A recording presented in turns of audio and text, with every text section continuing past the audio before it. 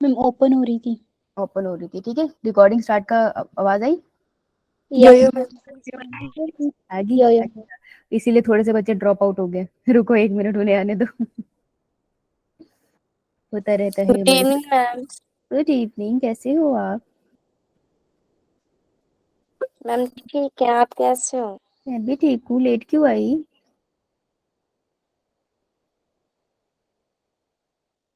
अब क्या हुआ? लेट क्यों आती है? जल्दी आए। Good evening ma'am. Good evening. Sneha, late क्यों आई? Sorry ma'am. अरे सॉरी, लेट आई क्यों लेट? जल्दी आ जाया करो यार, लेट मत आया करो। दिक्कत होती है फिर तुम्हारी, 5-10 मिनट वेट हो जाता, लेट हो जाता है, और क्या है ना। रिकॉर्डिंग स्टार्ट का आवाज आ गई सबको? Yo ma'am. Yo ma'am. Okay. Slide दिख रही है सबको? No ma'am. No ma'am. No. Yes yo ma'am. Ma'am. Yes ma'am, अब दिखी। मुझे भी दिख रही है। खेलते हो तुम मेरे साथ? तो चैप्टर 1 हम कर रहे थे, रिप्रोडक्शन इन ऑर्गेनिज्म। थोड़ी तबीयत आज मेरी खराब है, तो मैं थोड़ा सा एनर्जी लेवल कम होगा। तो अगर ऐसे तुमको लगे ज्यादा एनर्जी लेवल कम है तो थोड़ा सा एडजस्ट कर लेना, ठीक है। वैसे तो मैं बोलती रहूंगी, ऐसी बात नहीं है। आपको अच्छे से 1 घंटा पकाएंगे, no worries. So reproduction in organism हम लोग कर रहे थे, और इसमें हम लोग किसकी बात कर रहे थे? हम लोग इसमें बात, ये हमारी प्रेजेंटेशन नहीं है, प्रेजेंटेशन कहाँ गई हमारी, मेरी। इसमें हम लोग बात कर रहे थे रिप्रोडक्शन इन ऑर्गेनिज्म में सेक्सुअल रिप्रोडक्शन। किसमें पढ़ रहे थे? प्लांट्स या एनिमल? एनिमल। प्लांट्स में पढ़ रहे थे, एनिमल्स में पढ़ रहे थे? Like animals. लोअर वाले ऑर्गेनिजम्स में पढ़ रहे थे एक्चुअली हम, एनिमल्स यस में भी मैम। डायरेक्टली है ना। तो फिर मैंने ये होमवर्क दिया था, याद है? Yo ma'am. अच्छा, ठीक है जी। तो बताओ भाई, राइस प्लांट, अच्छा बताओ भाई, एलिफेंट की एज कितनी होती है? 50 to 50 70 to years. 70 years। 50 to 70 years। रोज की? Ma'am 5 to 7 5 years। to 7 years। 5 to 7 years। 5 to 7 years। देखो ये तो इजी हो गया। रोज और एलिफेंट एक साथ रख दिए तो कितनी इजी याद होगी। दोनों में सेम सेम नंबर ही तो है, 0 का फर्क है बस। डॉग की? 22 22 years। 22 years। है ना, यस बहुत मैम। सारी एज होती है। बटरफ्लाई 1 to 2 weeks है। क्रो 15 years है, ठीक है। पैरेट की? 140 देखो, ये देखो कितना प्यारा एग्जांपल है कि क्रो भी बर्ड है, पैरेट भी बर्ड है, लेकिन दोनों का साइज के हिसाब से एज का कोई लेना देना नहीं है। क्रो 15 ईयर में निकल लेता, पैरेट 140 ईयर में। मतलब पैरेट तो मेरे को पैदा होने बुढ़े होके निकलते हुए भी देख लेगा। ये तो मेरे आने वाली जनरेशन भी देख लेंगे। बनाना ट्री? 2 से 3 years। 2 to 3 years। 2-3 years। कभी हैदराबाद आओ, घर के यहाँ पे साइड में बनाना और कोकोनट ट्री भरे पड़े हैं वहां पर घर में। Crocodile 60 years। Rice plant? 3 to 7 months। 6 to 7। 3 to 7 months। 7 year months, sorry। ये बेटा, चावल ही चावल। Tortoise 100 to 150 years। Banyan tree? Ma'am 4 400 years। 400 कितना? plus years। कितना? 400 years. 400 years। 450 to 500.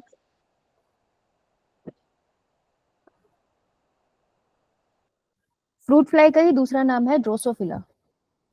इसके ऊपर ना बहुत रिसर्च होती है। ड्रोसोफिला मिलेनोगास्टर। तो ना जो रिसर्च करते हैं ना लेबोरेटरी में, वो मिलेनोगास्ट इसके ऊपर बहुत सारे रिसर्च काम करते हैं, क्योंकि इसका जो जेनेटिक मटेरियल है ना, उसको पूरा स्टडी कर लिया गया है। तो इस पर रिसर्च करना आसान है।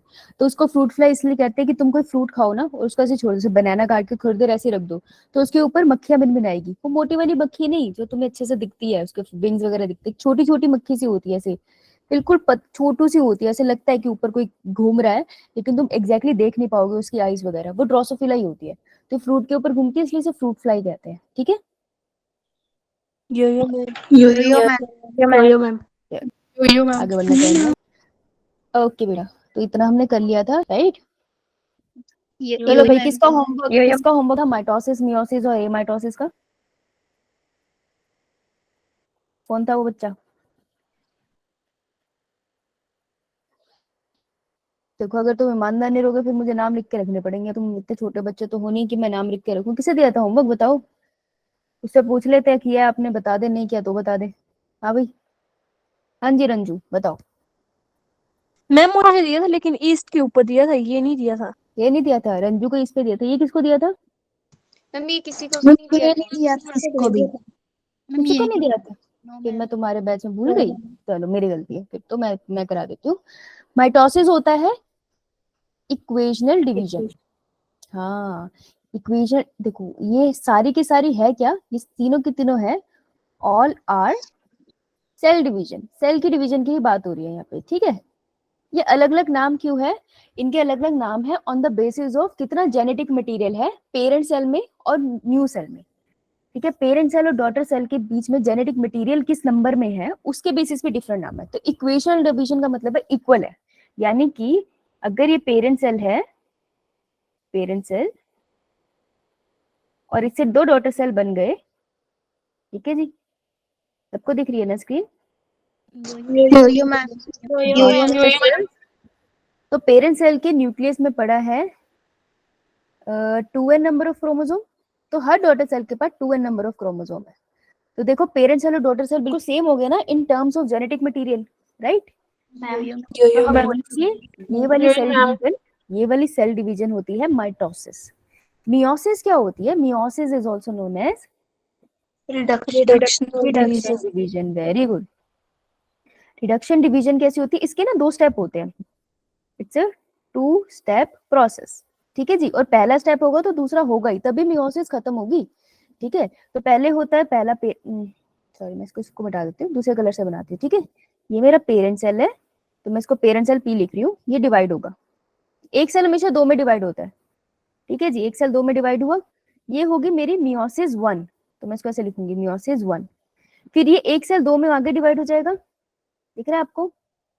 Yo ma'am. बेटा इसको कहेंगे हम मियोसिस 2।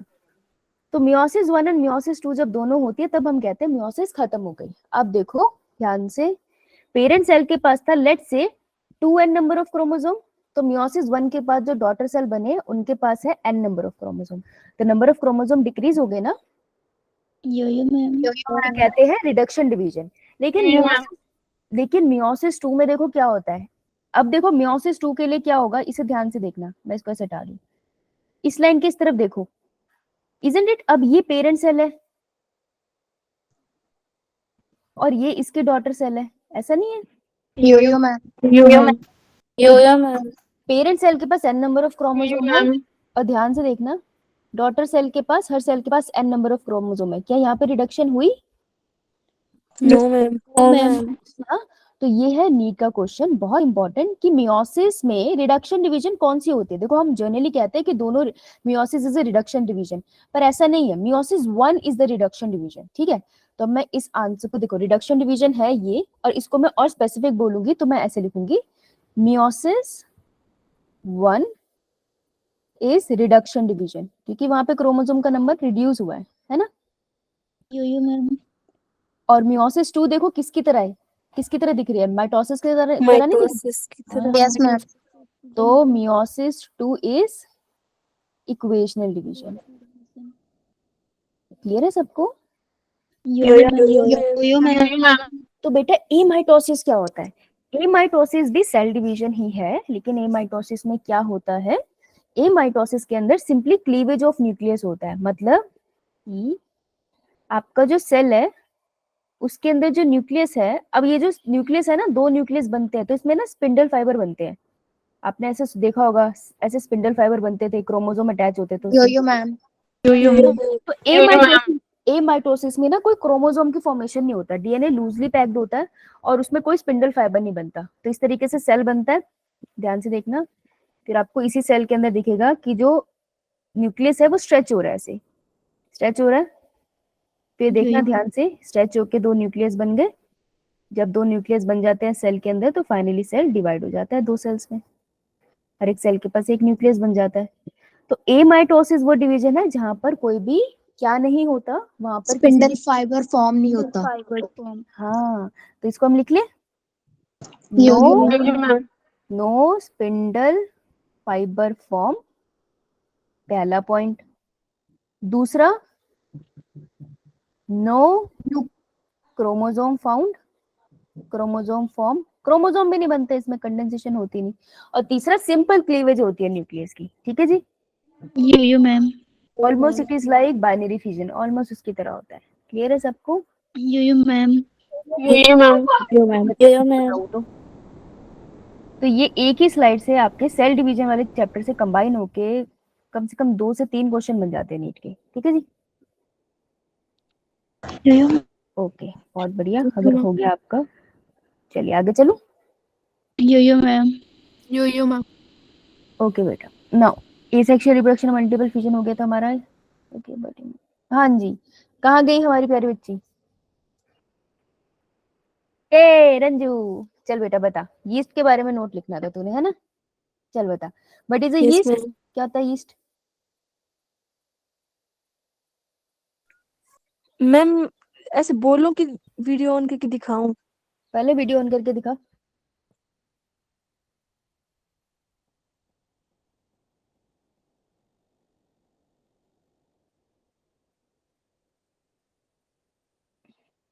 जिसमें ना बहुत छोटू दिख रहा है।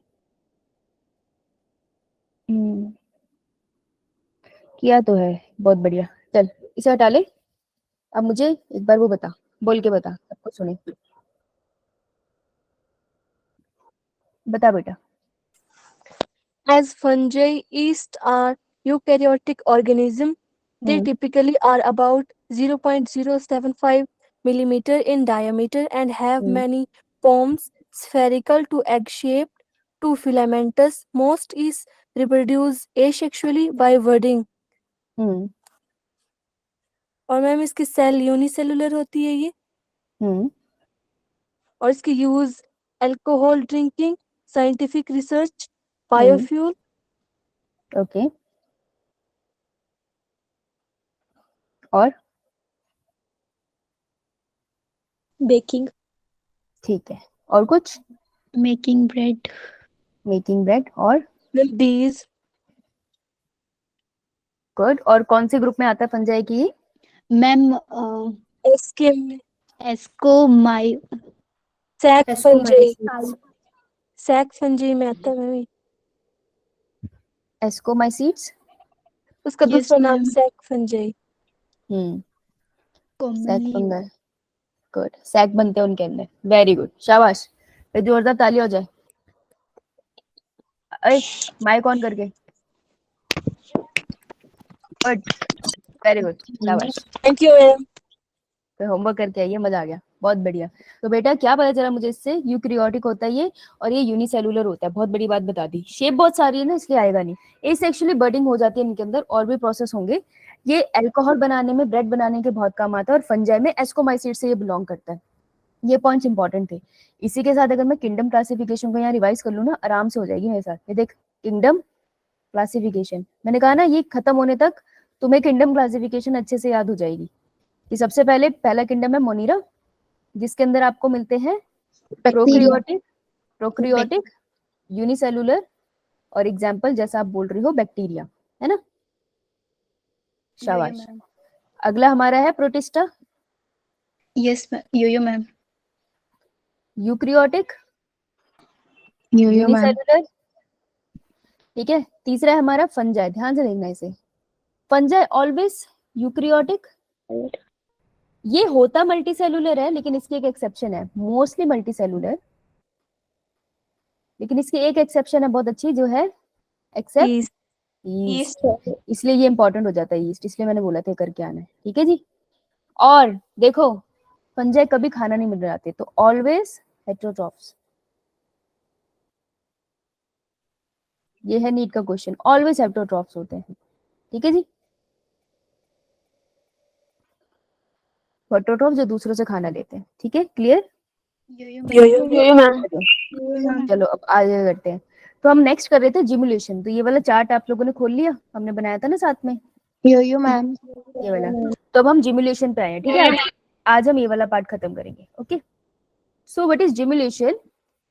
Gemulation is a form of asexual reproduction found in some species of sponges. तो sponges किसके एग्जांपल है? Ma'am Porifera. पॉरीफेरा। पॉरीफेरा किस में आता है? मैम किंग मैम एनिमल्स में। किंगडम एंड हाँ, एनिमल किंगडम में। एनिमल किंगडम में वर्टिब्रेट में आता है, इनवर्टिब्रेट में आता है? Ma'am invertebrate. इनवर्टिब्रेट में, है ना? तो उसमें पॉरीफेरा के अंदर स्पॉन्जीज आते हैं जो जेमुलेशन सॉल्व कर शो करते हैं। तो जेमुलेशन होता क्या है? एसेक्सुअल रिप्रोडक्शन होती है इनके अंदर। इसमें क्या होता है? In involve formation of gemmule which are small cluster of cells that can survive harsh environmental condition. तो छोटे छोटे से ऐसे स्ट्रक्चर बन जाते हैं जेम्यूल्स। इसके अंदर छोटे छोटे से स्ट्रक्चर होते हैं, स्मॉल क्लस्टर ऑफ सेल्स होते हैं। तो कुछ नहीं होता, ये एक जेम्यूल है अगर, तो इसके अंदर कुछ नहीं है, स्मॉल क्लस्टर ऑफ सेल्स है। इसमें बहुत सारे सेल्स पड़े हैं, डिफरेंट टाइप ऑफ सेल्स पड़े हैं। ये पूरा का पूरा एक जेम्यूल है। तो ऐसे बहुत सारे जेम्यूल बना लेता है वो हार्श कंडीशन को सरवाइव करने के लिए। पता है कैसे? क्योंकि इसके आसपास ना प्रोटेक्टिव लेयर होती है, और वो प्रोटेक्टिव लेयर बनी होती है छोटे छोटे कांटों से, जिसे स्पिक्यूल्स कहते हैं। स्पिक्यूल्स कैल्शियम से बने हैं, छोटे छोटे कांटे जैसे, जो इसको ना हार्ट से प्रोटेक्शन देते हैं। तो अंदर सेल्स पड़े हैं, बाहर प्रोटेक्शन पड़ी है। ये सारे सेल्स आगे पॉरीफेरा स्पॉन्जी बना सकते हैं। तो इस पूरे स्ट्रक्चर को जेम्यूल कहते हैं। ठीक है, तो जब इन्वायरमेंटल कंडीशन खराब होती है तो पॉरीफेरा सोचते हैं कि मेरा सर्वाइवल रुक जाएगा, तो उसके स्पॉन्जेस कहते हैं चलो मैं जेम्यूल बना लेता हूँ। अगर मैं मर भी गई, ठीक है, मैं स्पॉन्ज हूँ, मैंने सोचा है अगर मैं मर भी गई तो मेरे अंदर जो ये जेम्यूल है ये सर्वाइव कर जाएंगे, और जैसे इन्वायरमेंट ठीक हो जाएगा ये जेम्यूल आगे जाके नए स्पॉन्जेस को जन्म देंगे। समझ आई बात? So gemmules are produced by the parent sponge and contain a collection of cells. तो ये gemule बनाया है स्पॉन्ज ने, और उसने बहुत सारे सेल्स होते हैं उसके अंदर, including specialised cells that can develop into a new sponge. तो ये स्पेशलाइज्ड सेल्स होते हैं जो पूरे न्यू स्पॉन्ज को बना सकते हैं। ठीक है जी, क्लियर? मैम क्वेश्चन पता है? क्वेश्चन आएगा जेमुलेशन किस में दिखती है, आपको इतना सा क्वेश्चन आएगा, तो एग्जाम्पल क्या होगा उसका? स्पॉन्जेस। देखो ये रही पिक्चर। ये देखो बहुत सारे ये कवरिंग दिखा रहे हैं आपको स्पिक्यूल्स की, और यहाँ पे जेम्यूल है, ये माइक्रोपाइल जहां से ये आगे रिलीज जाएंगे। तो gemmules are release into the environment and can remain dormant for extended period. Dormant का मतलब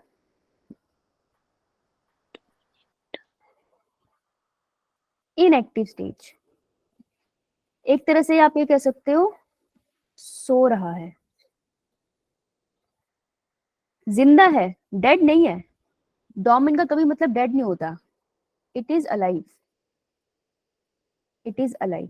अब कोई सो रहा होता तो वो मर थोड़ी जाता है, वो सो रहा होता है ना।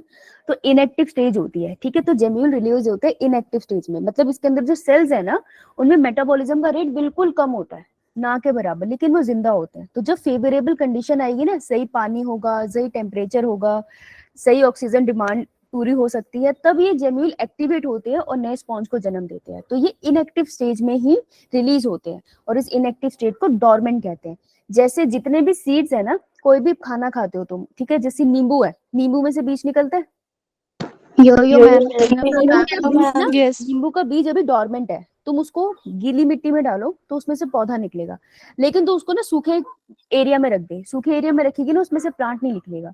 तो वो सीड क्या था, मरा हुआ था या जिंदा? वो सीड था डोर्मेंट स्टेज में, सो रहा था। हाँ, जैसे तूने अच्छा एनवायरनमेंट दिया उसको जो उसके लिए अच्छा है, जैसे गीली मिट्टी में पानी है, उसमें सॉइल है ताकि रूट्स वहां पे लग पाए, उसमें न्यूट्रिएंट्स है, तब वो जिंदा हो जाता है, सर्वाइव, मतलब एकदम से होश में आ जाता है। ठीक है, समझ आई बात? डोर्मेंट क्या है? है ना? तो कोई, हाँ, तो कोई पूछे ना कि क्या करा तुमने रात भर, तो बोलना डोर्मेंट स्टेट में चले गए थे, सो रहे थे, जिंदा थे, सो रहे थे। लेकिन ठीक है, ब्रेन चलता है ना हमारा बहुत बढ़िया से, सपने आते हैं हमें। So it remains in dormant stage, और बहुत टाइम तक रह सकता है, सालों साल तक रह सकता है, until condition are favorable for growth. जेमुलेशन बहुत अच्छी अडेप्टेशन है, ये एक तरह से अडेप्टेशन है। अडेप्टेशन होता है हालातों को देखकर हमने कोई नया तरीका आजमा लिया, उसे अडेप्टेशन कहते हैं। हालातों के हिसाब से हमने एडजस्ट कर लिया। जैसे पहले आपकी कोई क्लास नहीं थी 6 बजे, अब 6 बजे क्लास है, तो धीरे धीरे तुम्हें आदत पड़ रही है। अब धीरे धीरे ऐसी आदत पड़ेगी ना कि 6 बजे तुम कहीं भी होगे ना, कुछ और भी कर रहे होगे, तो तुमको याद आ जाएगा 6 बजे मैं क्लास में होता था। आप अडेप्ट हो जाते हो 6 बजे इस एनवायरनमेंट में बैठने के लिए। अब कुछ टाइम के बाद आपको 6 बजे नींद आनी बंद हो जाएगी, भूख लगनी बंद हो जाएगी, क्योंकि आपको पढ़ने की आदत है। This is called adaptation. तो वो कह रहे हैं जेमुलेशन एक बहुत अच्छी अडेप्टेशन है स्पॉन्जेस के अंदर, क्योंकि अनप्रिडिक्टेबल और हार्श एनवायरनमेंट में ये स्पॉन्जेस को सर्वाइव करने को देते हैं। ठीक है, तो ये ना यहाँ पर इस पैरे में क्या बता रहे हैं, ये आपको इस पैरे में जेमुलेशन की इंपॉर्टेंस बता रहे हैं। समझे? मैम बहुत बढ़िया, चलो आगे। Yo-yo ma'am. फ्रेगमेंटेशन, ए छोटा सा fragmentation. In this the body break into distant pieces, ठीक है, डिस्टेंट पीसेस में फ्रेगमेंट बनते हैं and each fragment grow into an adult capable of producing offspring. तो हाइड्रा में आपको फ्रेगमेंटेशन दिखता है और एक और प्रोसेस था जो हाइड्रा में देखा था हमने, क्या था? Budding. हाँ, तो मतलब बॉडी का कोई Budding. पार्ट टूटेगा, दोनों अलग हो गए, ये देखो, और ये दोनों अलग पार्ट टूटने के बाद पूरा हाइड्रा बना रहे हैं, तो इसको कहते हैं हम फ्रेगमेंटेशन, ठीक है। Yo-yo ma'am. Yo-yo ma'am. Yo-yo ma'am. देखो पीछे आओ, पीछे आओ। ओके, तो जेमुलेशन का एग्जांपल Hydra. Ma'am Sponges. और फ्रेगमेंटेशन का Sponges. Hydra. Hydra. ध्यान से सुना करो। ये भी हो गया, ये भी हो गया, क्या बचा? जूस्पोर। तो जूस्पोर्स क्या होते हैं? They are the motile spore जिनके पास फ्लैजिला होता है, ठीक है जी। ये आपको बहुत सारी एल्गी के अंदर मिल जाते हैं। और कॉनिडिया क्या होते हैं? कॉनिडिया होते हैं हमारे इमोटाइल स्पोर।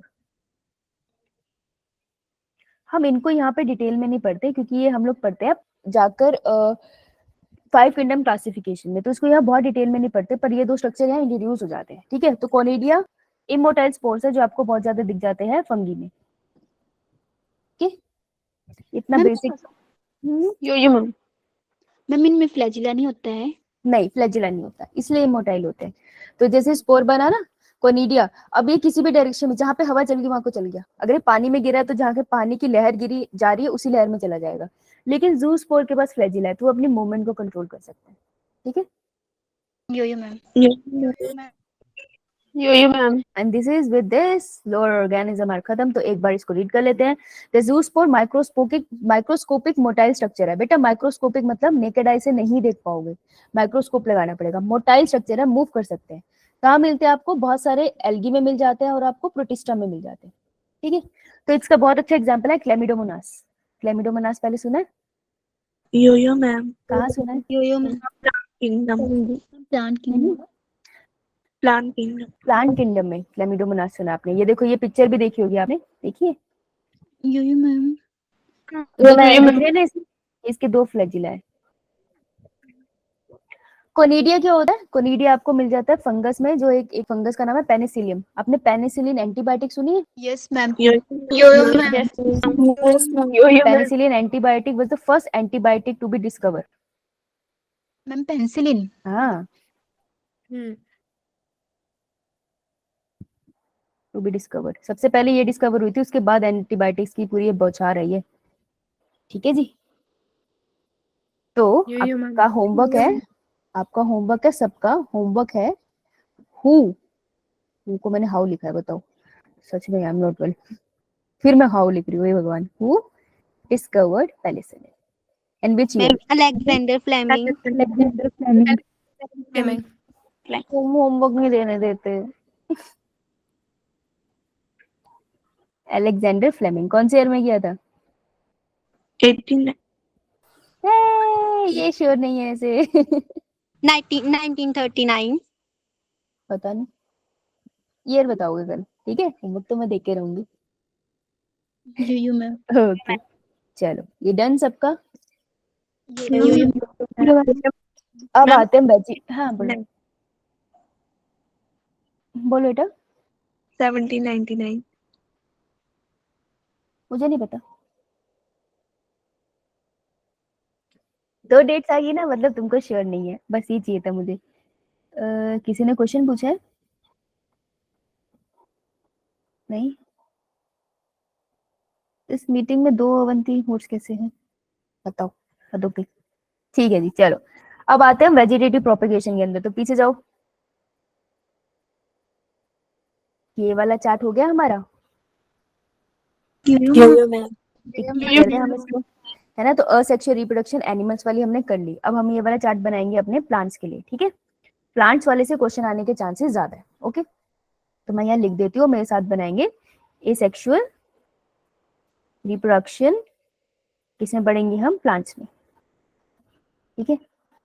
तो एसेक्सुअल रिप्रोडक्शन प्लांट्स में मतलब होता है, इसके लिए एक वर्ड यूज किया जाता है एसेक्सुअल रिप्रोडक्शन की जगह, जिसे हम कहते हैं Propagation. हाँ जी, वेरी गुड, शाबाश, वेजिटेटिव प्रोपेगेशन। मतलब देखो, दो ना वर्ड्स होते हैं जिसके मतलब पे ये बना है। एक होता है vegetative,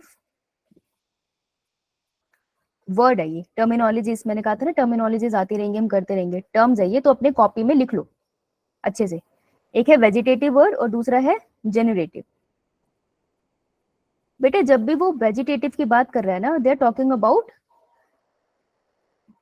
somatic cells of body, somatic cells of body. Somatic cells of body वो वाले सेल्स है आपकी बॉडी के जो रिप्रोडक्शन में कोई रोल प्ले नहीं करते हैं। फॉर एग्जाम्पल ह्यूमन के केस में बोले तो वो सारे के सारे सेल मेरी बॉडी के, मेरी आई से लेकर, मेरी नोज से लेकर, मेरे ब्रेन से लेकर, मेरे ऑर्गन से लेकर, मेरी स्किन से लेकर, वो सारे सेल जो रिप्रोडक्शन में कोई रोल प्ले नहीं कर रहे हैं, वो सारे सोमैटिक सेल्स हैं, ठीक है। और जेनरेटिव क्या होता है? Generative they are talking about germ cells. तो जर्म सेल्स होते हैं जो रिप्रोडक्शन में रोल प्ले करेंगे। तो मैं फीमेल हूँ, फीमेल की बॉडी में जर्म सेल क्या होता है? Ovary. Egg. Egg. Ovary is an organ, वो जिस सेल से बना है ना वो सोमैटिक सेल है, उसके अंदर सिर्फ एग सेल है ना जो रिप्रोडक्शन कर सकता है, तो एग सेल हो गया मेरा जेनरेटिव सेल। और मेल के केस में होता है राइट। तो ये दो स्ट्रक्चर हम लिख लेंगे कि वेजिटेटिव और जेनरेटिव कहाँ से आते हैं। तो वेजिटेटिव प्रोपेगेशन का क्या मतलब है कि देखो जो प्लांट है, प्लांट के केस में भी स्पेसिफिक फ्लावर जो होता है ना, फ्लावर के ऊपर स्पेसिफिक स्ट्रक्चर होते हैं जो रिप्रोडक्शन करा रहे हैं, ठीक है। मेल के केस में पोलन ग्रेन होते हैं, फीमेल के केस में वो एग होते हैं। इसके अलावा प्लांट की बॉडी में कोई भी स्ट्रक्चर है जिसकी वजह से न्यू प्लांट बन रहा है, तो मैं ऐसे वाले स्ट्रक्चर को बोल लूंगी वेजिटेटिव प्रोपेगेशन।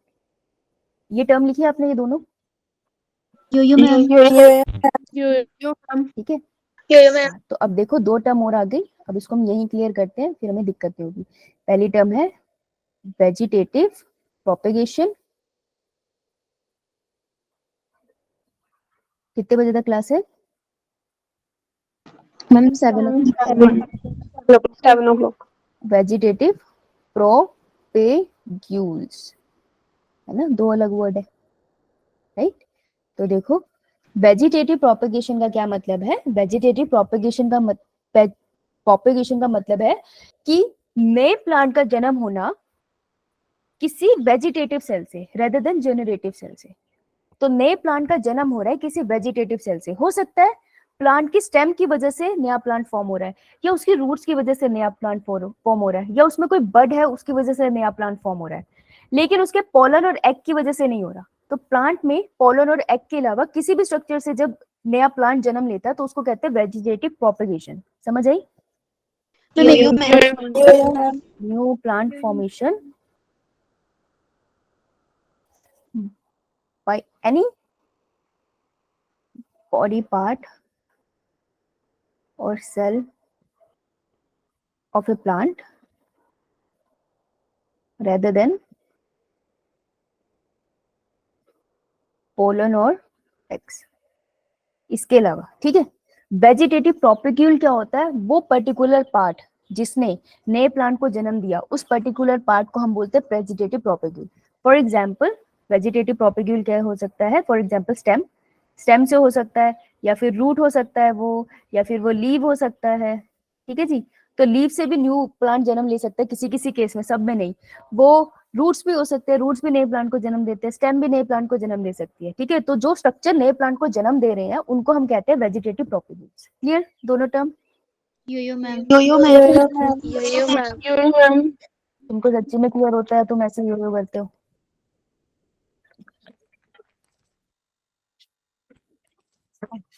सच्ची में क्लियर होता है ऐसे ही कर रहे हो? मैम सेकंड वाला फिर से एक्सप्लेन करना। अगर मैं कहती ये फीमेल का एग है, ठीक है, और मैं कहती ये छोटा सा पोलन ग्रेन है, मेल से आता है, ठीक है, ध्यान से देखियो। जब ये दोनों फ्यूज कर जाते हैं ना, यो मैम। तो ये बनाते हैं जाइगोट, और उससे अल्टीमेटली बनता है पूरा प्लांट, है ना, पूरा प्लांट बन जाता है। क्लियर? ऐसा होता है। तो पोलन और एग की वजह से बना। अब वेजिटेटिव प्रोपेगेशन में क्या होता है? जो स्टेम है वो मॉडिफाई होगा, स्टेम का कोई पार्ट मॉडिफाई होगा, और वो क्या कर रहा है? न्यू प्लांट बना रहा है। जैसे नीचे तूने देखा कि पोलन ग्रेन और एग की वजह से न्यू प्लांट बना था, वैसे ही ऊपर स्टेम की वजह से न्यू प्लांट बन गया। तो स्टेम को मैं बोलूंगी वेजिटेटिव प्रोपेग्यूल, वो स्ट्रक्चर जिसकी वजह से न्यू प्लांट बना है। अब समझ आया? यो मैम। Yo-yo, ma'am. लिख लो फिर इसे।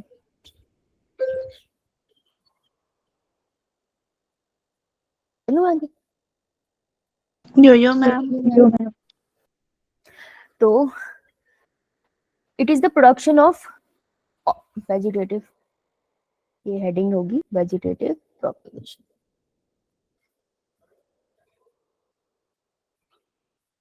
It is the production of offspring from vegetative propagules in plant. Vegetative propagule वो यूनिट होती है जो वेजिटेटिव प्रोपेगेशन करवाती है। ठीक है, दोनों वर्ड क्लियर हमें अच्छे से?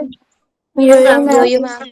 अब इस डायग्राम में जो आपके एनसीईआरटी में डायग्राम दिख रहे हैं आप लोगों को, जिनके पास एनसीईआरटी है, यो मैम। बेटा ये डायग्राम लेबल होने के लिए आ सकते हैं बहुत आराम से। ठीक है, जैसे आलू आपको दिख रहा होगा इसमें मस्त सा, क्लियर है? Yo ma'am. ये एक सेकेंड है, यहाँ से मीटिंग कैसे एंड होगी, जस्ट अ सेकेंड,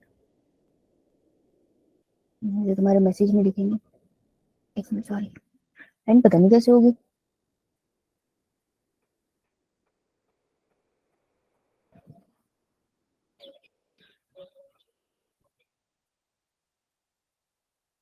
ये मैं वापस आ गई।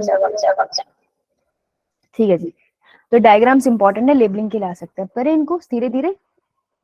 यो मैम। Yo-yo, ma'am. तो वेजिटेटिव प्रोपिक्यूल्स स्टेम भी हो सकती है, रूट्स भी हो सकती है, लीफ भी हो सकती है। आपको आपके सिलेबस में नीट में कौन सा पढ़ना है, स्टेम और लीफ, तो हम उसी पे फोकस करेंगे। ठीक है जी, यो मैम। तो फटाफट बनाओ, स्टेम भी और लीफ भी ऐसे ही बनाओ। अब जो स्टेम है ना उसके अलग अलग मॉडिफिकेशन है। देखो स्टेम क्या होता है, एक प्लांट है, ऐसे बनाऊंगी मैं, ठीक है, ये प्लांट है, ये उसकी सॉइल है, तो मैं सॉइल लिखती हूँ, और सॉइल से नीचे जाती है हमारी Root. रूट्स है, रूट्स है, तो ये हमारी होती होगी फिर स्टेम, है ना जी, ये नॉर्मल स्ट्रक्चर है। तो स्टेम ना कभी कभार अंडरग्राउंड चली जाती है, कभी कभार से एयर में ही रहती है, और कभी कभार एक बुलबिल नाम की भी चीज होती है। तो ये तीन अंडरग्राउंड, इसके अलावा एक सब एरियल भी है, सब एरियल भी ऐड कर लेना, आधी ऊपर आधी नीचे, सब एरियल। तो ये मॉडिफिकेशन हम देखेंगे कि कैसे स्टेम इधर उधर जाती है और नया प्लांट बना देती है। स्टेम और रूट में फर्क कैसे पता चलता है? स्टेम के पास ना आपको ऐसे लाइनिंग दिखेगी, कभी नोटिस नहीं किया तो अब नोटिस करना। स्टेम के पास ऐसे लाइंस दिखती हैं, यहाँ पे स्पेशल सेल्स होते हैं, तो इन लाइंस को हम बुलाते हैं नोड्स। ओके, तो आपको स्टेम में नोड्स दिखेगी, कभी रूट्स में नोड्स नहीं दिखेगी। आपको रूट्स में रूट हेयर दिख सकते हैं। ओके, यो मैम। इनका फर्क है। ये देख, सेकंड वाली पिक्चर दिख रही है तुझे? यो मैम। इसमें ये लाइनें दिख रही है, लाइनें, यो ये सब के सब नोड्स है। यानी क्या लगता है किसकी मॉडिफिकेशन से बना है जिंजर? Stem. स्टेम मॉडिफाई होके अदरक बना है, तो आप अदरक में देख सकते हो वो सारे नोड्स बहुत आराम से आपको घर में दिख जाएंगे। ठीक है जी, चलो अब अंडरग्राउंड वाली स्टेम करा दे। यो मैम। Yo-yo. चलो करते जाएंगे और टिक लगाते जाएंगे। ओके, तो अंडरग्राउंड स्टेम कैसी दिखती है? देखो अंडरग्राउंड स्टेम के दो एग्जांपल है, ट्यूबर एंड राइजोम, दो एग्जांपल्स आपको याद रखने हैं। ओके, तो ट्यूबर एक बहुत अच्छा एग्जांपल है आपका पोटैटो का। तो देखो ये स्टेम है, प्यारी सी नोनी सी स्टेम थी। इस स्टेम को लगा कि यार खाना स्टोर करना है, अपने पास ना एनवायरनमेंट से बहुत न्यूट्रिएंट आ रहा है, ये मीठा मीठा सा न्यूट्रिएंट मैंने स्टार्च में चेंज कर देना है और इसको स्टोर करके रख लेना है, लेकिन मैं छुपा के स्टोर करूंगा इसको, ये तो कोई ना कोई ना चुरा लेगा मुझसे। तो स्टेम ना इसको छुपा के कैसे स्टोर करती है कि ये जो स्टेम है ये अंदर की तरफ मूव कर जा रही है, नीचे जानी तो देखो रूट्स तो पीछे इसमें होगी, ऐसी बात है रूट्स नहीं होगी, रूट्स तो होगी इसके पास, लेकिन इसकी स्टेम भी नीचे चली जाती है। तो this is an underground stem, दिख रही है आपको? यो मैम। Ma'am. अंडरग्राउंड स्टेम की ये जो टिप होता है, ये टिप दिख रहा है आपको?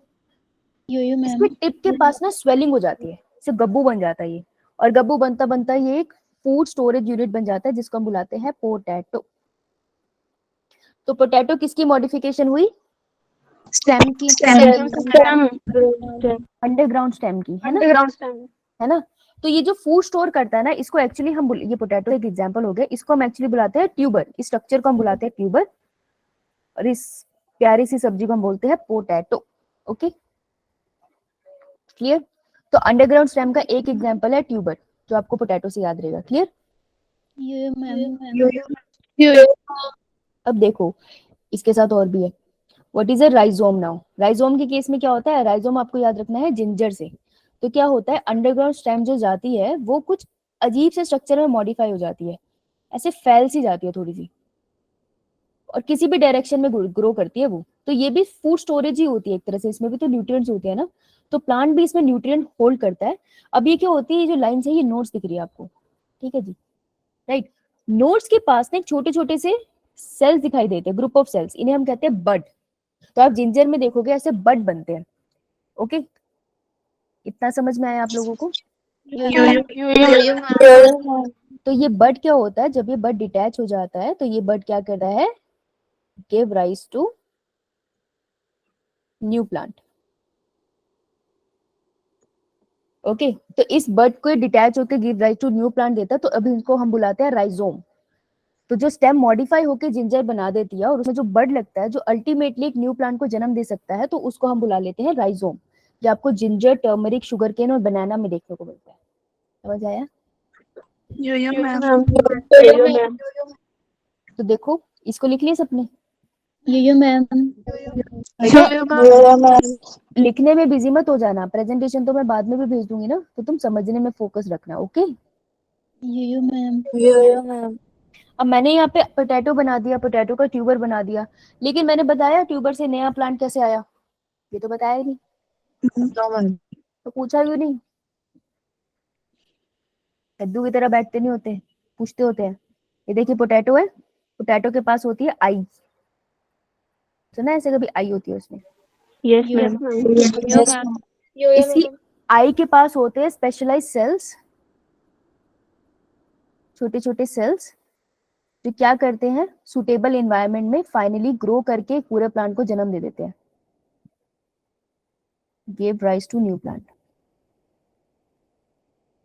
तो अगर पोटैटो को थोड़ी देर के लिए रख दो ना ऐसे घर में, तुम यूज मत करो, तो तुम देखोगे उसकी जो जहां जहां पे आई है ना, वहां पे ग्रीन कलर का प्लांट उगता दिखाई देगा आपको। तो उसकी आई में जो सेल्स होते हैं ना, वो माइटोसिस करके नया प्लांट बनाने लग जाते हैं, तो वो असेक्सुअल रिप्रोडक्शन कर रहे हैं वहां पे। This is vegetative propagation. समझ आया? ठीक है, तो यहाँ पर इस पिक्चर में अब देखो, आई दिख रहा है आपको पोटैटो की? हाँ, तो ये पोटैटो की आई आपको न्यू प्लांट को जन्म देगी। ठीक है, ये पोटैटो की आई है, यहाँ पे जो सेल्स लगे हैं उनको बर्ड्स बुलाते हैं। तो ये जर्मिनेटिंग बर्ड है, देखो वो जर्मिनेट करता है तो छोटा बड़ा सा स्ट्रक्चर हो गया ना। अब ये आगे चल के कहीं पे भी टूट के गिर जाएगा तो पूरा आलू बना देगा, तो वो जितने बर्ड्स है वो पूरा आलू बना सकते हैं।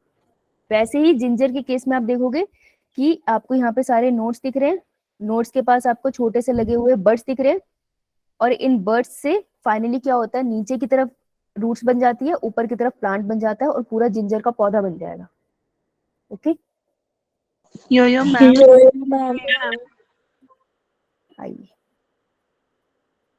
एग्जाम्पल याद करना है। जिंजर के साथ टर्मरिक कैसे याद रहेगा? जिंजर और टर्मरिक, जिंजर और टर्मरिक तो हम डालते हैं, अदरक और थोड़ी सी हल्दी का उसमें पानी में मिला के अगर पियो तो सेहत के लिए बहुत अच्छा होता है। और सेहत के लिए गर्मियों में बहुत अच्छा होता है शुगर केन का जूस पीना, गन्ने का जूस, है ना? और बनाना तो 12 महीने मिलते हैं, हर टाइम अवेलेबल है। तो ginger, turmeric, sugar cane, banana is something जो इंडियन फैमिलीज बहुत यूज करती है। तो राइजोम आपको ऐसे याद रह जाएगा, रोज का है राइजोम, रोज का काम है ना? चलो अब ये बात बता रहे हैं, बर्ड्स और eyes of the potato tuber, rhizome of banana and ginger, birds and rhizome arise from nodes of modified stem. वो जो पीछे बोला वो इंग्लिश में लिखा है। एडवेंटिशियस बर्ड्स, अभी ब्रायोफाइलम की बात नहीं करें हमने। इतना क्लियर सबको? Ma'am.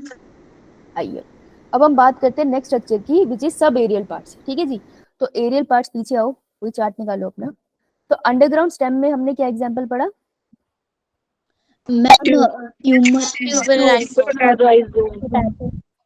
Tuber and rhizome. Tuber के अंदर किसका एग्जांपल पढ़ के आए हो? पोटैटो। और राइजोम में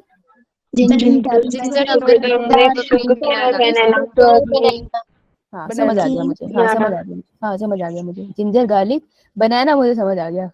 बनाना शुगर केन, मीठा मीठा शुगर केन दिख रहा है, छोटू छोटू दिख रहा है। लिख लिया सबने? मैम। Yo ma'am. चलो जी, अब हम आते हैं सब एरियल में। सब एरियल देखो, एरियल का मतलब है वो चीज जो हवा में है, मतलब ऐसे नहीं किसी से अटैच नहीं, हवा में है। तो स्टेम तो एरियल ही होती है, सारी स्टेम बाहर ही होती है, मिट्टी के अंदर नहीं होती। सब एरियल का मतलब है कि हवा में भी है लेकिन मिट्टी से भी थोड़ी अटैच है। तो देखो क्या करती है स्टेम, ये रही स्टेम हमारी, ये नॉर्मल स्टेम है। स्टेम कहती है अरे वाह मेरे को क्रोकोडाइल बहुत पसंद है, चलो मैं क्रोकोडाइल की तरह घिसड़ूंगी। तो स्टेम बावली क्या करती है, क्रोकोडाइल में चेंज होने की कोशिश करती है। पर स्टेम में नहीं बेटा, न्यूमेटोफोर वाली स्टेम नहीं है, न्यूमेटोफोर तो ऊपर आते हैं, वो वाली इसकी बात नहीं कर रही मैं, उस मॉडिफिकेशन की बात नहीं कर रही। ये मैं वेजिटेटिव ओके, ये मैं वेजिटेटिव प्रोपेगेशन की बात कर रही हूँ। न्यूमेटोफोर इसलिए बनते हैं ताकि प्लांट को सांस लेने में मदद करे, तो वो तो अडेप्टेशन में काम आते हैं, लेकिन ये जो स्ट्रक्चर्स है ये प्लांट से नया प्लांट बनाने के काम आते हैं। ठीक है, तो न्यूमेटोफोर यहाँ नहीं आएगा। ठीक है, यो मैम। समझ गई ना? Yes ma'am. ठीक है, चल। तो ये है हमारी सॉइल। कोई बात नहीं, जिसको ये नहीं पता न्यूमेटोफोर, जब आगे आएगा ना न्यूमेटोफोर इकोलॉजी में तब बताऊंगी, ऐसे डर मत जाना, हाय मैम ने उसको कुछ बता दिया मुझे नहीं बताया, भेदभाव नहीं करूंगी मैं, डोंट वरी। तो इसका जो ये शूट है ना, ये कहती है अरे मेरे को क्रोकोडाइल की तरह घिसटना है, तो ये देखो मिट्टी के पैरेलल ऐसे चलने लग जाती है। इसको हम कहते हैं सब एरियल, कहते हैं ना तो तू प्रॉपर्ली ऊपर है भाई, ना तू प्रॉपर्ली नीचे, तेरे को सब एरियल बुलाएंगे। ठीक है जी। तो सब एरियल की 3 मॉडिफिकेशन है, ऑफसेट, सकर एंड रनर। इनसे क्वेश्चन सबसे ज्यादा आते हैं, स्पेशली ऑफसेट। ठीक है, तो जैसे आपने पीछे 2 मॉडिफिकेशन पढ़ी थी ना, वैसे 3 मॉडिफिकेशन यहाँ है सब एरियल स्टेम की। पढ़ा दूं क्या होती है? Yo ma'am. ऑफसेट आपको देखने को मिलेगा इकोनिया में और पिस्टिया में। इकोनिया को हम एक और नाम से जानते हैं, it is also known as terror of Bengal. Bengal का टेरर था ये बहुत जल्दी फैल जाता है वाटर बॉडीज के ऊपर। अगर आप अमेज़न रेन फॉरेस्ट में जाओ ना, वहाँ पे पानी के ऊपर ये सारे फैले होते हैं। अगर आप डिस्कवरी देखते हो तो आपने देखा होगा। तो एक बात बताओ, अमेज़न है कहाँ पर, अमेज़न रेन फॉरेस्ट? हाँ मैम नहीं पता। नहीं पता? अमेज़न रेन फॉरेस्ट को हम लंग्स ऑफ दी अर्थ कहते हैं बेटा, साउथ अमेरिका में है ये। तो देखो अगर हम लोगों को अमेज़न रेन फॉरेस्ट घूमने जाना हो तो कितना ऑफ बीट लोकेशन नहीं होगा। ऑफ बीट होता है जैसे कॉमन जगह है, कोई हिमाचल जाता है तो शिमला चला जाता है, नॉर्मली नॉर्मल लोकेशन है। पर सोचो ऐसे किसी गांव में चला जाए जहाँ पे लोग जनरली जाते नहीं है, उसको कहते हैं ऑफ बीट लोकेशंस। तो सोचो हम यहाँ बैठे, सडनली हम लोग उठ के अमेज़न रेन फॉरेस्ट चलेंगे, तो हमारे लिए ऑफ बीट सी लोकेशन होगी ना घूमने की। तो हम ऑफ सेट को याद करेंगे टेरर ऑफ बंगाल इकोनिया से, क्योंकि अमेज़न रेन फॉरेस्ट में बहुत सारे इकोनिया मिलते हैं। ठीक है जी, इकोनिया और एक और नाम है पिस्टिया। तो आपको 2 नाम याद रखने हैं इसमें। ये दोनों प्लांट कैसे होते हैं कि देखो, ये इकोनिया है ना, मैं यहाँ बनाती हूँ। इकोनिया के लीफ है, बड़े सुंदर लीव्स होते हैं इसके, बड़े प्यारे से लगते हैं, देखने में सुंदर लगते हैं। तो सुंदर सुंदर लीव्स होते हैं, ये बनते हैं स्टेम के ऊपर, या स्टेम पे बने। अभी जो इसकी स्टेम है ना, थिक होती है इसकी स्टेम, मोटी सी होती है, अभी आगे ट्रेवल करती है, क्योंकि स्टेम है तो इसमें नोड बनेगा। जहां पे इसका नोड आता है ना, उसी जगह पे ये क्या करती है, नीचे रूट बनानी स्टार्ट कर देती है। यहाँ इसने बना दी रूट, जहां इसने रूट बनाई उसने ऊपर दोबारा से अपने लीफी स्ट्रक्चर बना दिए। तो देख वेजिटेटिव प्रोपेगेशन होगी ना, स्टेम के थ्रू नया प्लांट बनता चला जा रहा है, साथ साथ अटैच होते हैं एक दूसरे से, लेकिन नया प्लांट तो बन रहा है। तो जिसके थ्रू ये फैल रहा है, this stem, this is known as offset, short सा internode, this is known as offset. समझ आया? मैम। लिख लिया? Yo ma'am. चलो, तो ऑफसेट ऑफ वाटर हाइसिंथ, तो इकोनिया का दूसरा नाम है टेरर ऑफ बंगाल और वाटर हाइसिंथ।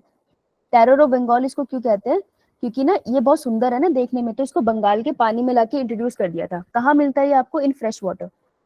तो इसको मीठे मीठे पानी में डाल दिया था। ये इतना ज्यादा पानी में फैल गया, क्योंकि प्लांट है ना, इतना ज्यादा पानी में फैल गया कि मछलियों को सांस लेने की जगह चली गई, क्योंकि ये ना सरफेस पे बिल्कुल फैलता है। तो बेचारी मछलियों को पानी लेने की, मतलब उनको सांस भी नहीं आती थी, इस वजह से बहुत सारी मछलियों की डेथ हो गई थी। तो इसको टेरर ऑफ बंगाल कहते थे, क्योंकि इसको साफ करना बहुत मुश्किल काम है। फिर फ्रेश वाटर में आपको मिल जाएगा अक्सर। ठीक है जी। Yo ma'am. आइए अब आते हैं सकर्स। तो सकर क्या होती है? Underground branch of A stem. जो स्टेम है वो बिल्कुल अंडरग्राउंड चला गया।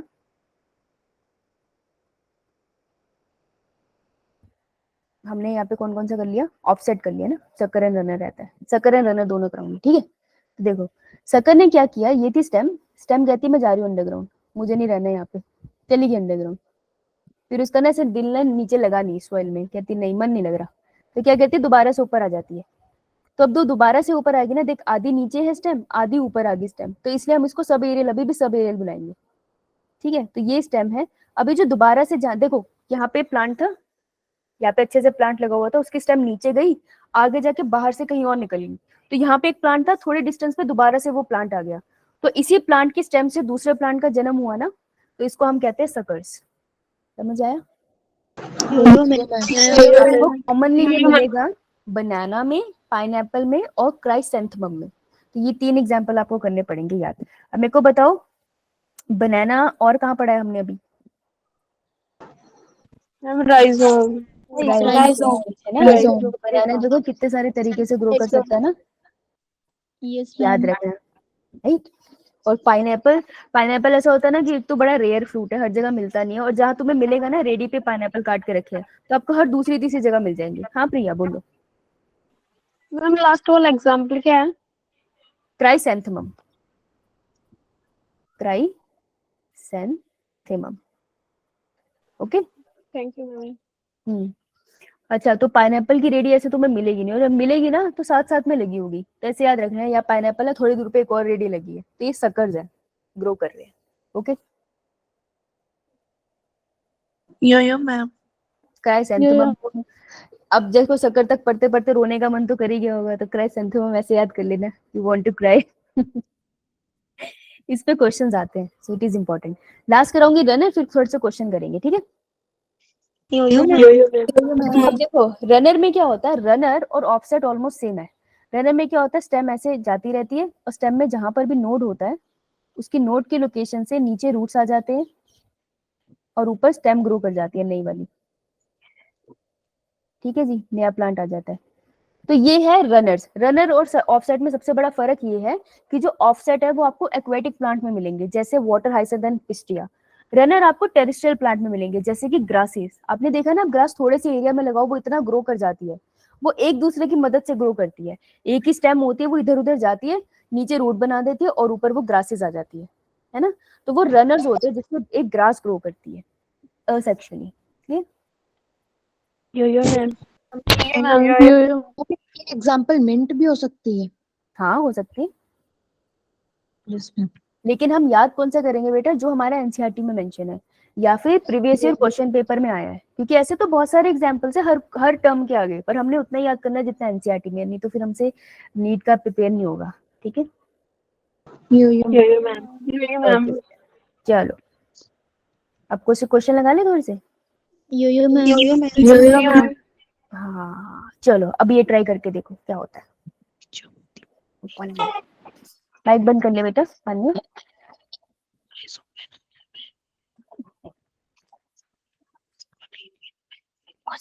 क्यों कर रही है, आवाज आ रही है।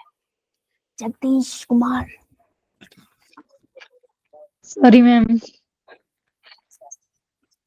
कोई बात नहीं, पता तो चला मुझे क्वेश्चन कर रही है, अच्छी बात है। तुम कैमरा भी नहीं ऑन करते, पता ही नहीं चलता। चलो 1 मिनट है, साथ में करेंगे फिर सॉल्व, ठीक है। कर लो 30 सेकेंड्स कौन, जल्दी क्लास खत्म हो जाती है, मुझे लगता है ऐसा, मुझे लगता है ऐसा, ठीक है।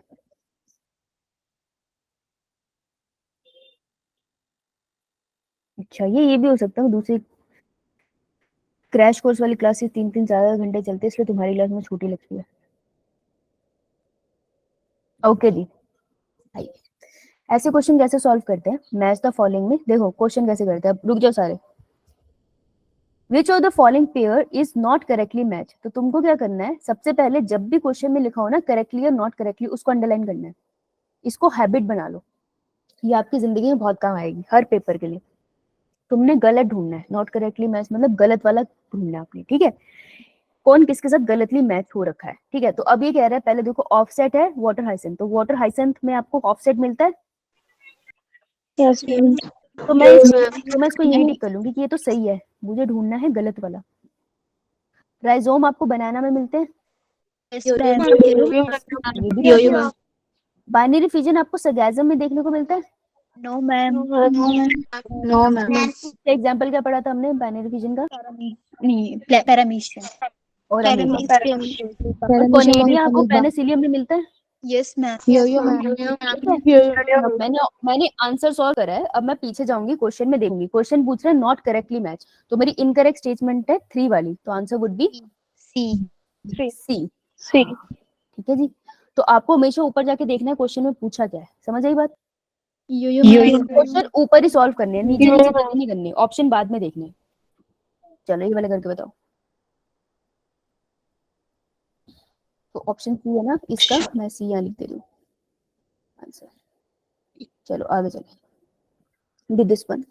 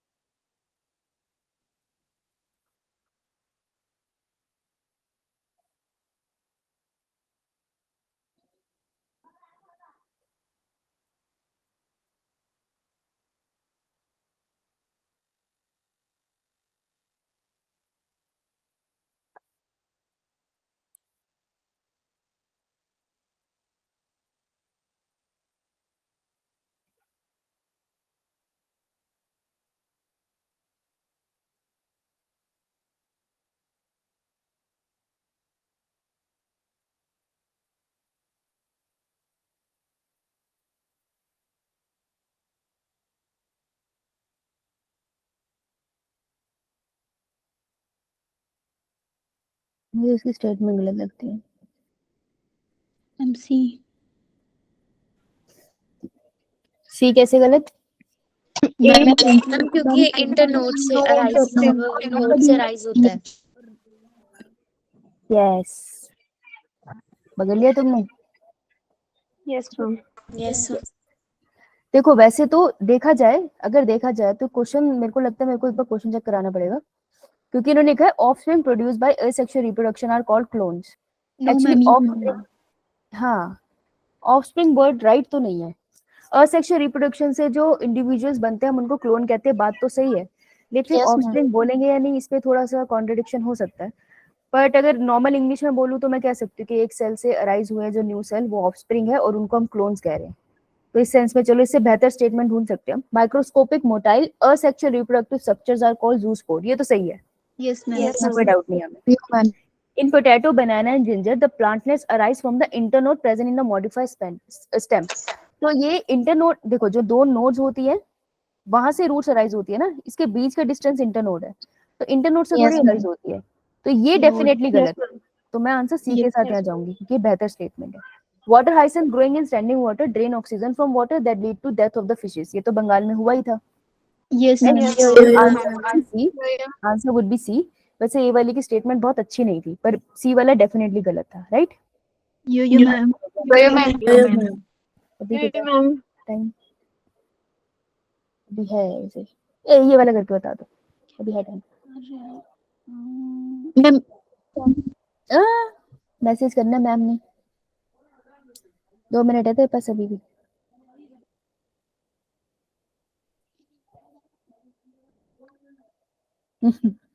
Gemmules are reproductive structures of asexual representative present in spongy, right?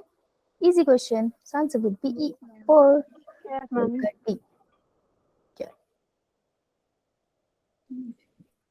चलो ये तुमने अभी तक करा नहीं है पाथियोजेनेसिस, कोई बात नहीं। तो इसके बाद तुम होमवर्क के, देखो क्लास क्विज है, ये तुम लगा सकते हो होमवर्क के, राइट, करके आ सकते हो। आगे वाटर होमवर्क के क्वेश्चन दिए हैं और क्लास क्विज दिए हैं, तो आप ये लगा सकते हो घर से। ठीक है जी, ये ट्राई करना। So I see you next time. Stop the recording, ठीक है जी? Yo-yo, ma'am. Yo-yo, ma'am. तो कोई डाउट है तो Yo-yo, बताओ। ma'am. Yo-yo, ma'am. Thank you Palak. किसी को कोई doubt? No, ma'am. No, ma'am. No, ma'am. Sure?